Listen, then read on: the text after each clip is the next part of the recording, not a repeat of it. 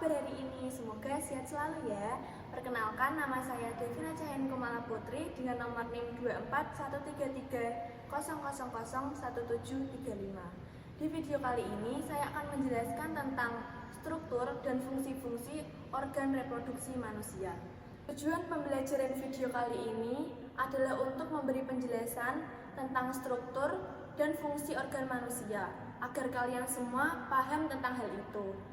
Fungsi dan organ-organ reproduksi pada manusia. Manusia merupakan makhluk yang hidup secara biologis dan senantiasa melakukan reproduksi.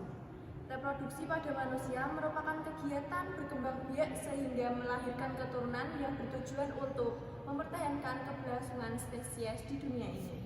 Proses ini melibatkan reproduksi laki-laki dan perempuan yang memiliki struktur yang spesifik. Jenis kelamin manusia terbentuk sejak dalam rahim dan organ reproduksi menjadi siap untuk reproduksi pada saat dewasa. Pada perempuan, kematangan ditandai dengan menstruasi dan pada laki-laki ditandai dengan keluarnya air mani atau sperma. Yang pertama adalah fungsi dan struktur pada organ reproduksi laki-laki. Secara anatomi, sistem reproduksi laki-laki terbagi menjadi dua, yaitu sistem reproduksi genitalia eksterna dan sistem reproduksi genitalia interna. Genitalia eksterna terdiri dari penis, skrotum, sedangkan genitalia interna terdiri dari testis dan organ-organ penunjang fungsinya, yaitu epididymis, ductus deferens atau vas deferens, vesicula seminalis, dan kelenjar borbouretral. A. Genitalia eksterna. Yang pertama ada penis. Penis adalah organ reproduksi eksternal pada pria yang berfungsi untuk mengeluarkan urin dan sperma. Fungsi penis yang pertama pada saat reproduksi, mengeluarkan sperma saat ejakulasi untuk pembuahan. Yang kedua ada pada saat ekskresi, menjadi saluran untuk mengeluarkan urin dari tubuh. Yang ketiga pada saat hubungan seksual, dapat mengalami ereksi untuk penetrasi dalam hubungan seksual. Yang kedua yaitu skrotum. Skrotum adalah kantong kulit yang menggantung di bawah penis dan berfungsi untuk melindungi serta menampung testis. Fungsi skrotum yang pertama yaitu melindungi testis dari cedera fisik. Yang kedua, mengatur suhu testis, menjaga suhu testis agar tetap optimal untuk memproduksi sperma. Yang ketiga, untuk menyimpan testis, menyediakan tempat bagi testis untuk berada di luar tubuh agar suhunya sedikit lebih rendah dari suhu tubuh. B. Genitalia interna. Yang pertama ada testis. Testis adalah organ reproduksi pria berbentuk oval yang terletak di dalam skrotum, berfungsi sebagai kelenjar utama dalam sistem reproduksi pria. Fungsi testis yang pertama yaitu untuk memproduksi sperma, menghasilkan sperma untuk reproduksi. Yang kedua, produksi hormon, menghasilkan testosteron yang berperan dalam perkembangan ciri seksual pria dan dorongan seksual.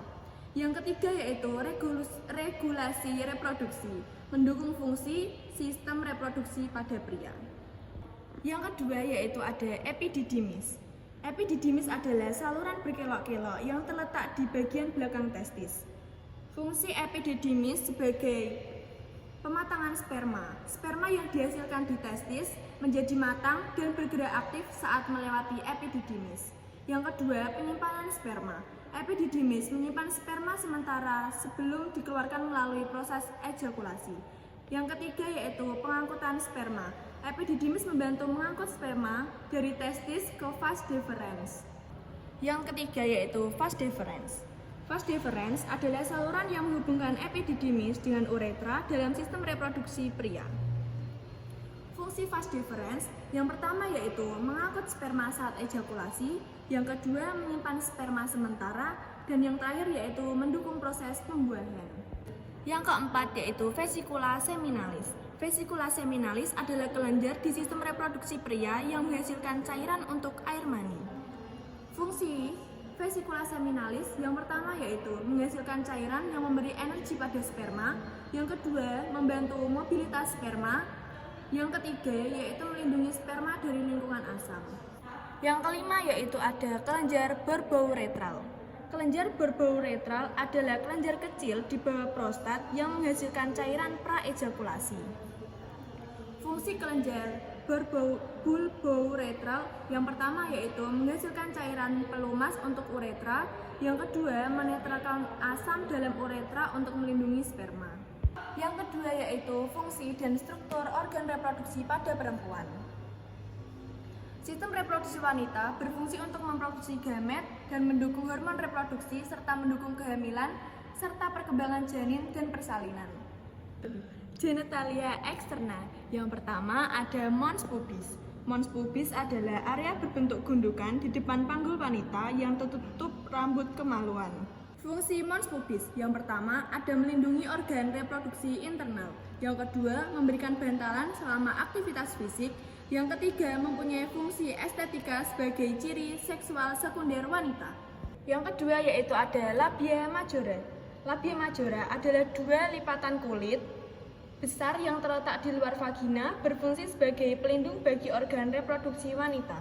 Fungsi labia majora yang pertama yaitu melindungi organ reproduksi internal seperti vagina dan uretra. Yang kedua, menyediakan bantalan selama hubungan seksual. Yang ketiga, menjaga kelembapan dan kebersihan area genital. Yang ketiga ada labia minora. Labia minora adalah dua lipatan kulit kecil di sekitar vagina yang terletak di dalam labia majora. Fungsi labia minora yang pertama yaitu melindungi saluran vagina dari uretra dan infeksi. Yang kedua, membantu melindungi struktur genital interna pada saat hubungan seksual. Yang ketiga, menjaga kelembapan area genital. Yang keempat ada klitoris. Klitoris adalah organ kecil yang terletak di bagian depan vulva di antara labia minora. Organ ini sangat sensitif dan kaya akan ujung saraf. Fungsi klitoris yang pertama yaitu meningkatkan kenikmatan pada saat hubungan seksual. Klitoris berfungsi sebagai pusat rangsangan seksual karena memiliki banyak ujung saraf. Yang kedua, membantu ereksi. Saat terangsang, klitoris mengalami ereksi yang menyebabkan berkontribusi pada kepuasan seksual wanita. Yang kelima ada himen. Himen adalah lapisan tipis jaringan yang terletak di depan bagian vagina yang umumnya ada sejak kelahiran dan bisa robek karena aktivitas fisik tertentu. Fungsi himen yang pertama adalah untuk perlindungan pada masa bayi. Himen berfungsi melindungi bagian dalam vagina dari infeksi atau benda asing. Yang kedua, tidak ada fungsi biologis yang spesifik setelah dewasa. Himen tidak memiliki fungsi penting selain sebagai indikator fisik yang mungkin robek selama hubungan seksual pertama. B. Genitalia interna. Yang pertama ada vagina. Vagina adalah saluran elastis yang terletak di antara leher rahim atau serviks dan bagian luar tubuh yang berfungsi sebagai saluran kelahiran, tempat keluar darah menstruasi, dan saluran untuk hubungan seksual.